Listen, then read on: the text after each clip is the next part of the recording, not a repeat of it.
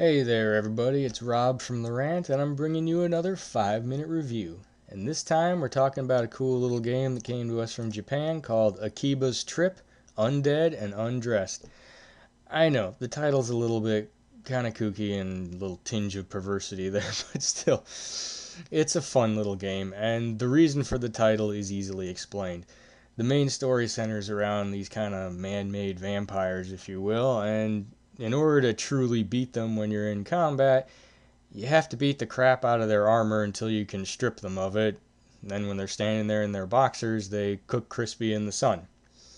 I know. It's a little bit kooky, but come on. Japanese games are always a little bit kooky, and that's part of what makes them so much fun. So, check out the gameplay I recorded, and by the way, don't worry, I recorded it on a submission, so there is no story spoilers at all. I do apologize though, it is from a New Game Plus, so any of the armor or items you see me wearing in there, you won't get until you're on another run.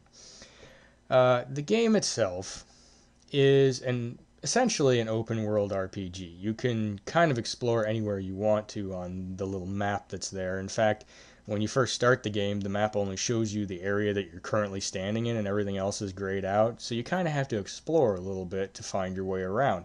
As you do, the map gets filled in, and then you can start using the quick travel function to just, open the map, click on where you want to go, and it'll just load that section up. Yes, I know. Load times in an open world thing, a little bit annoying, but you know what? On the PS4, it's like 2 seconds. I wouldn't even call it a load time. It's more like a background change or something.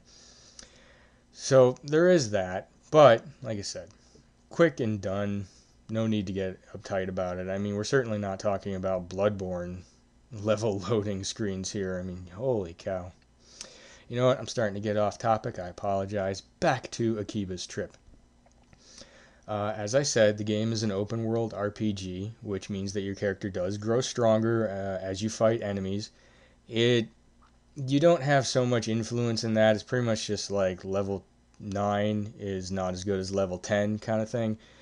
But you do have the ability to upgrade the armor that you're wearing and the weapon that you're using. And both of those, as far as I'm aware, can be upgraded endlessly. So, that leaves you some nice options there. And the way the upgrade system works is anything that is in the same category, like a short sword, if you don't want the short sword, you can give it to a particular character and they'll use it to upgrade the short sword you do want to use. Of course, it costs in-game currency to do it, but, it's an RPG. Money's always in abundance in those games. Uh, Unfortunately, for an RPG, it's a rather short game. I'm pretty sure my first run was roughly about 14 hours, which, I mean, for anybody who's a hardcore RPG fan like myself, that's pretty damn short. But the game does have one saving grace. In typical Japanese RPG fashion, it has New Game Plus, and you get to carry over everything that you earned in the first one. I mean, granted, every time you start a New Game Plus, your character level resets back down to 1, but the strength of the armor and the weapons that you've already upgraded, they stay where they're at, which already gives you an advantage.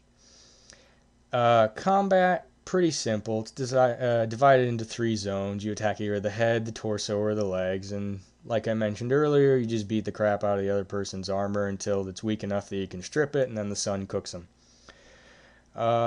The game has one of those relationship type systems, so whichever character that you always say nice things to or always take into combat with you becomes more your buddy, and it opens up a few extra little cutscenes here and there.